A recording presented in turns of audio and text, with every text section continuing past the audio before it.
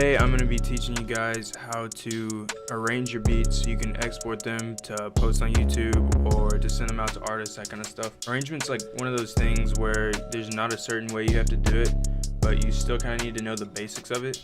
Whenever an artist or somebody grabs your beat off of YouTube, or if you're sending it out for placements, a lot of the time they'll kind of do their own arrangement to it, or they'll have their engineer go in and cut it up and move around the hooks and all that. But at the same time, you want to make sure that your beat's usable as it is. For example, I see a lot of young producers having really long intros on their beats, and if an artist clicks on your beat or you send it to them, they're not going to want to sit and listen to the whole 30-second intro right there to wait for the beat to drop. So I'll just click the next one and start listening to more beats. So I'm going to go ahead and make a beat real quick, and then I'm going to come back after I mix it and everything's ready to arrange.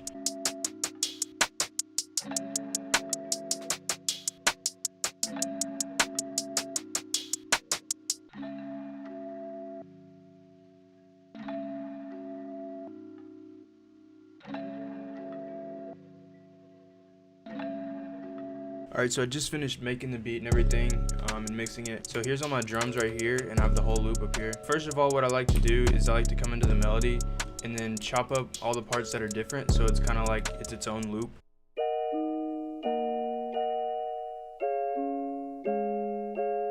Okay, so for the first part of the loop, the first 8 bars is just kind of like a bell melody.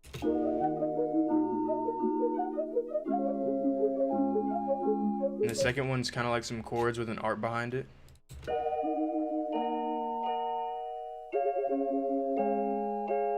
The third one's like the chords with the bells. And then the last one's just the chords.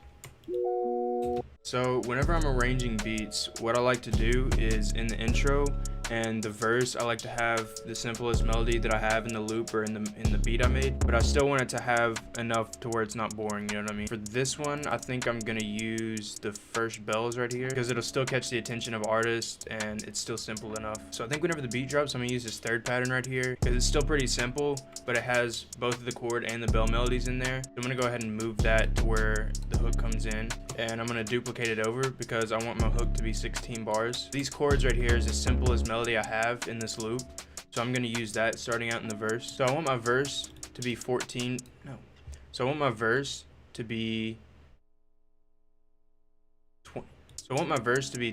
bars.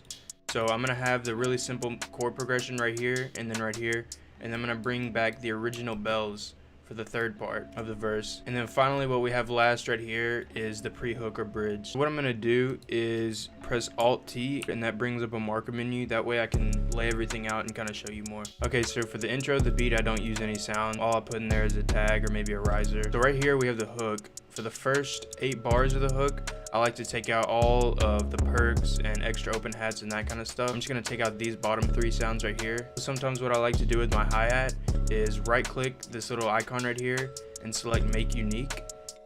Double click on the pattern and it brings you back into your hi-hat pattern like this.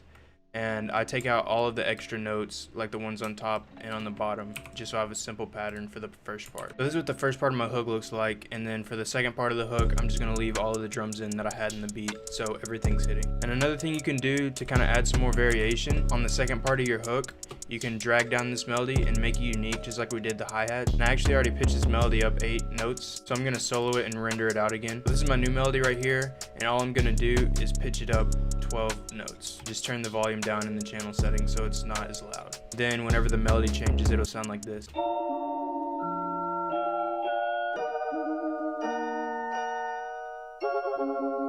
So that way you're adding another layer to your melody just to kind of give it some differentiation between the first part of the hook and the second part, as well as all your drums coming in. All together, after I do all this is what the hook sounds like.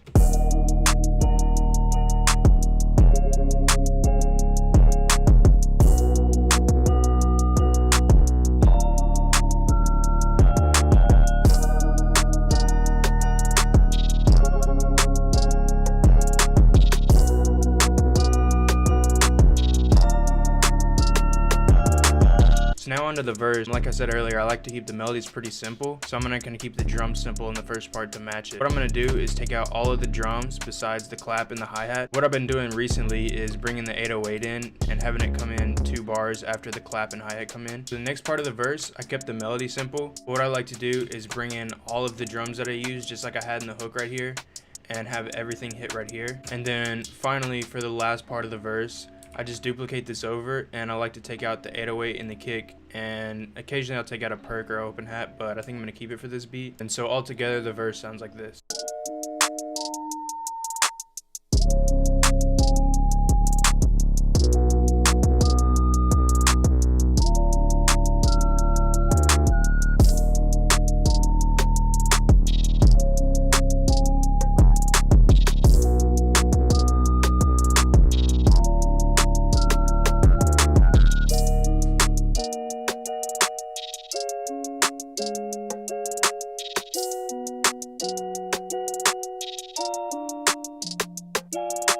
Finally, what we have left is the bridge, and all I did right here was kind of pick a melody that was different than all the others, and I don't put any drums on here, I just leave it as the melody. And all you really have to do after this is just duplicate it over. The easiest way to do that is to hold down Control and left click and drag all the way to your hook, and then press Control B and it'll duplicate it over, and then you want to click it one more time. If you were to leave it like this, you would have 3 verses and 3 hooks. What I do is I highlight all the drums right here, take these out, and then I highlight the last 3 loops right here, and then all you have left is this 1 verse melody for your outro.